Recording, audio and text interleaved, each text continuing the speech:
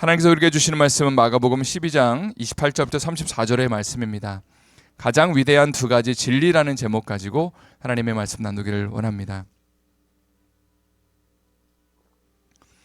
마가복음 12장 28절부터 34절의 말씀, 함께 하나님의 말씀 합독하도록 하겠습니다. 서기관 중 한 사람이 그들이 변론하는 것을 듣고 예수께서 잘 대답하신 줄을 알고 나와 묻되 모든 계명 중에 첫째가 무엇이니까? 예수께서 대답하시되 첫째는 이것이니 이스라엘아 들으라. 주 곧 우리 하나님은 유일한 주시라. 내 마음을 다하고 목숨을 다하고 뜻을 다하고 힘을 다하여 주 너의 하나님을 사랑하라 하신 것이요. 둘째는 이것이니 내 이웃을 내 자신과 같이 사랑하라 하신 것이라. 이보다 더 큰 계명이 없느니라. 서기관이 이르되 선생님이여 옳소이다. 하나님은 한 분이시요 그 외에 다른 이가 없다 하신 말씀이 참이니이다.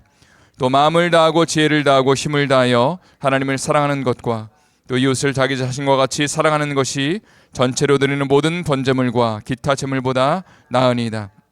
예수께서 그가 지혜 있게 대답함을 보시고 이르시되 내가 하나님의 나라에서 멀지 않도다 하시니 그 후에 감히 묻는 자가 없더라. 하나님의 말씀입니다. 이런 말이 있습니다. 가장 위대한 진리는 가장 단순하다. 이런 말이 있습니다. 가령 유치원에 가면 유치원 선생님들이 아이들에게 강조하는 것이 있죠. 거짓말하면 안 돼. 그것은 정직이라는 가치를 강조하는 것입니다. 또 지각하면 안 돼. 또 공부도 열심히 해야 돼 하는 것은 성실이라는 가치를 이야기하는 것이죠.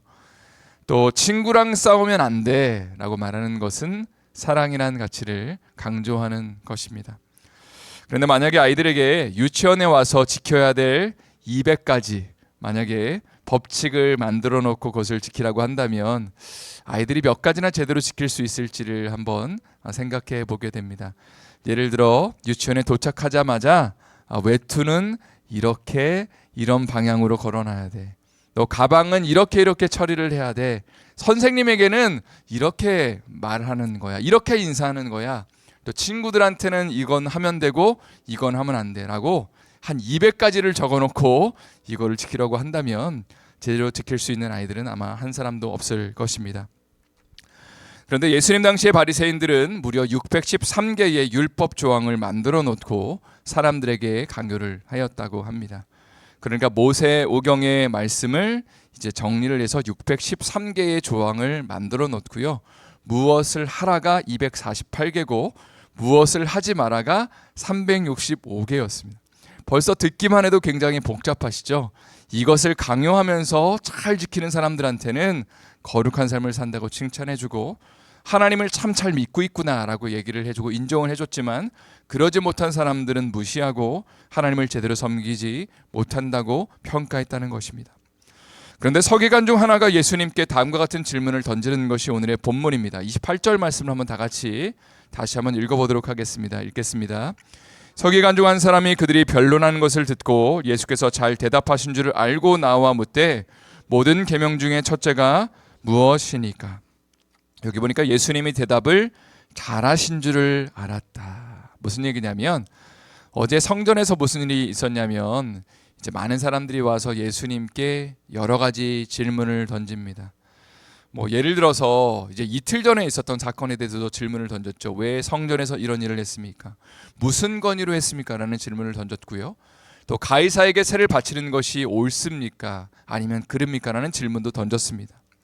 또 부활이 정말로 있는 거 맞습니까? 라는 질문을 던졌는데 이런 질문들에 대해서 예수님이 아주 지혜롭게 대답을 잘하신 것을 보면서 그래서 지금 서기관이 그러니까 스크라이브라고 해서 하나님의 말씀을 옮겨 적는 사람들 그리고 이것을 연구하는 사람 중에 한 사람이 와서 정말로 궁금해서 그러니까 이전까지의 사람들은 예수님을 올무에 이제 엮게 하려고 그렇게 어려운 질문을 던졌는데 이 서기관은 정말로 평상시에 궁금한 게 하나 있어서 질문을 던졌는데 그것이 무엇이냐면 계명 중에 613개 중에 가장 중요한 계명, 큰 계명이 무엇입니까? 라고 답답한 마음에 예수님 앞에 그렇게 질문을 던졌다는 것입니다. 그때 예수님은 이렇게 대답을 하시죠. 29절과 30절의 말씀을 제가 읽어드리도록 하겠습니다. 예수께서 대답하시되 첫째는 이것이니 이스라엘아 들으라. 주 곧 우리 하나님은 유일한 주시라. 내 마음을 다하고 목숨을 다하고 뜻을 다하고 힘을 다하여 주 너의 하나님을 사랑하라 하신 것이요.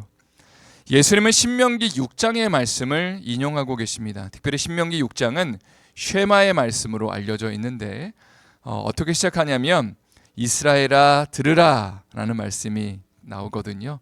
그거를 히브리어로 하면 쉐마 이스라엘 이렇게 됩니다. 그러니까 들어라가 바로 쉐마이기 때문에 이것을 쉐마의 말씀이라고 그렇게 부릅니다.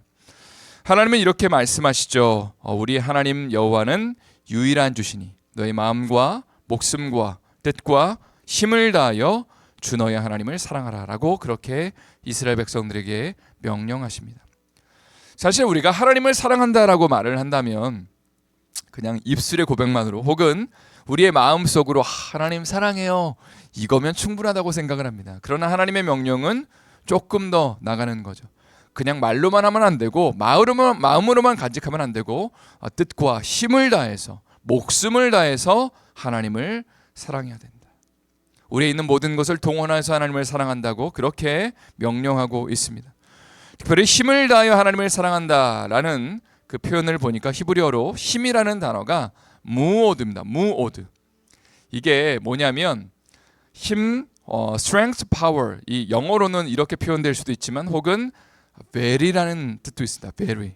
Thank you very much 할 때에 그러니까 하나님을 사랑할 때의 힘과 능력을 다해서 혹은 the very까지 그 마지막까지 다하여서 최선을 다하여서 하나님을 사랑하라 라는 그런 의미를 담고 있는 것이죠.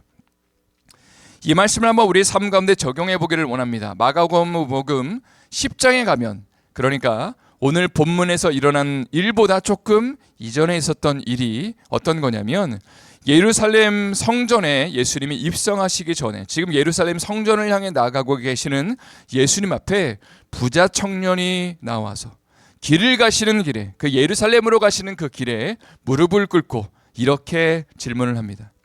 선한 선생이여 제가 무엇을 하면 영생을 얻을 수 있습니까?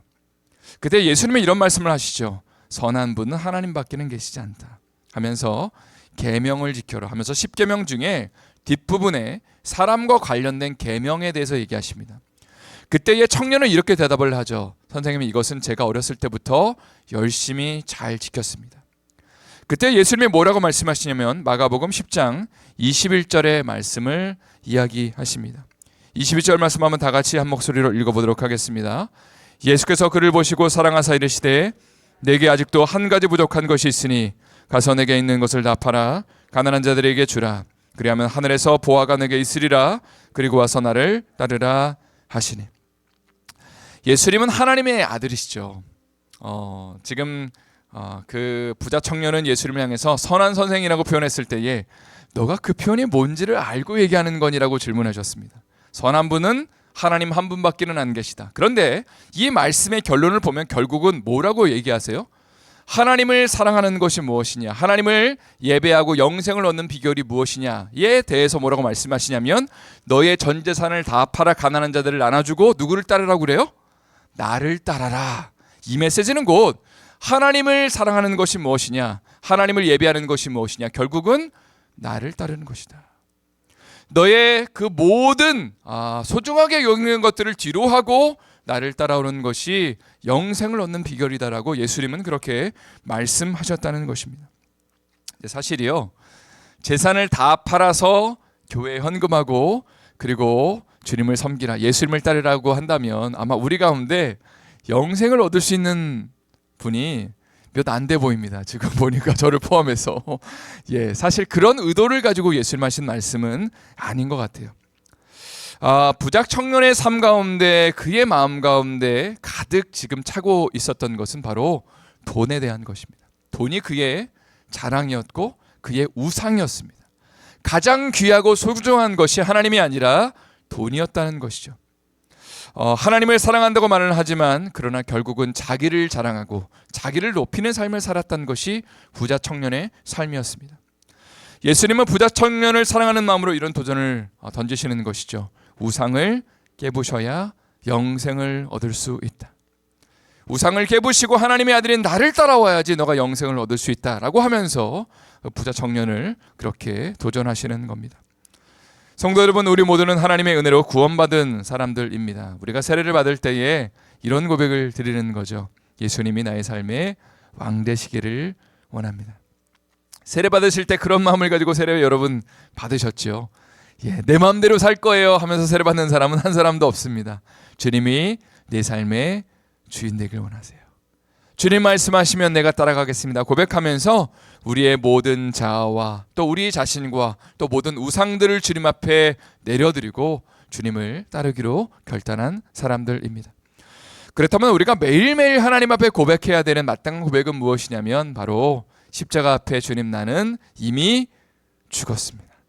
사실은 근데 살다 보면요 죽은 것 같지가 않아요. 맨날 살아있어요. 그죠? 저도 그래요. 예, 저의 혈기가 올라오고 또 이성적인 생각과 합리적인 마음이 올라올 때가 많지만 선언하는 거죠. 나는 이미 예수님과 함께 죽었습니다. 오늘 내가 사는 것은 바로 예수님과 함께 사는 것입니다 라고 고백하며 결단할 때에 하나님의 놀라운 은혜가 그리고 그 영생의 축복과 그 혜택이 우리의 삶에 충만하게 넘쳐날 수 있기를 예수님의 이름으로 축원드립니다. 오늘 본문의 31절 말씀을 한번 더 다 같이 읽어보도록 하겠습니다. 31절 말씀 읽겠습니다. 둘째는 이것이니 내 이웃을 내 자신과 같이 사랑하라 하신 것이라 이보다 더 큰 계명이 없느니라. 사실 서기관은 율법에서 가장 큰 계명이 뭔지만을 물었습니다. 두 가지를 물은 게 아니고요. 한 가지만 물었어요. 하나만 알려달라고. 그때 예수님이 말씀하셨죠. 너의 마음과 뜻과 정성 다해서 힘을 다해서 하나님을 사랑하라고 말씀하셨지만 그러나 바로 이어서 둘째는 이와 같으니 내 이웃을 내 자신과 같이 사랑하라. 레위기 19장 18절의 말씀을 인용하시면서 이보다 큰 계명이 없다. 이 두 가지보다 더 큰 계명이 없다라고 말씀하시면서 하나님을 사랑하는 것과 더불어 이웃을 사랑하는 것이 같이 가야지 이것이 하나님 앞에 가장 합당한 삶이다라는 것을 지금 강조하여서 말씀하고 계십니다. 신명기 5장 14절과 15절의 말씀 마지막으로 한번 읽고 이제 말씀을 마무리하겠습니다. 같이 읽겠습니다. 일곱째 날은 내 하나님 여호와의 안식일인즉 너나 내 아들이나 내 딸이나 내 남종이나 내 여종이나 내 소나 내 낙이나 내 모든 가축이나 내 문 안에 유하는 객이라도 아무 일도 하지 못하게 하고 내 남종이나 내 여종에게 너같이 안식하게 할지니라. 너는 기억하라. 내가 애굽 땅에서 종이 되었더니 내 하나님 여호와가 강한 손과 편팔로 거기서 너를 인도하여 내었나니 그러므로 내 하나님 여호와가 내게 명령하여 안식일을 지키라 하느니라. 하나님은 이스라엘 백성들에게 10계명을 주시면서 안식일을 거룩히 지키라고 말씀하시면서 지금 뭐라고 이야기하시냐면 일곱째 날에 너 혼자만 쉬면 안 되고 너의 가족들과 그리고 종들도 객들도 같이 쉬어야 된다라고 하시면서 하시는 말씀이 너희가 애굽 땅에서 종되었던 것을 기억해라.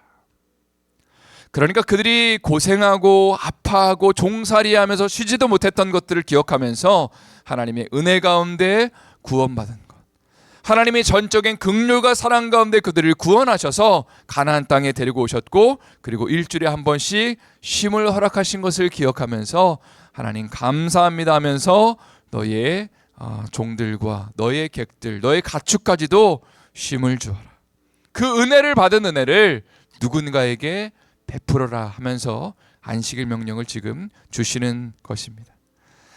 오늘 한날을 살아가면서 우리가 어떤 마음과 생각을 가지고 살아가야 될지 바로 하나님을 사랑하는 것. 나는 그리스도와 함께 죽었습니다. 주님과 함께 살았습니다. 라는 고백과 함께 더불어서 우리 가운데 한 가지 더 필요한 고백은 무엇이냐면 저를 한번 힘차게 따라할까요? 나는 Here and Now 선교사입니다. 예, 이 마음을 가지고 살아가는 것입니다.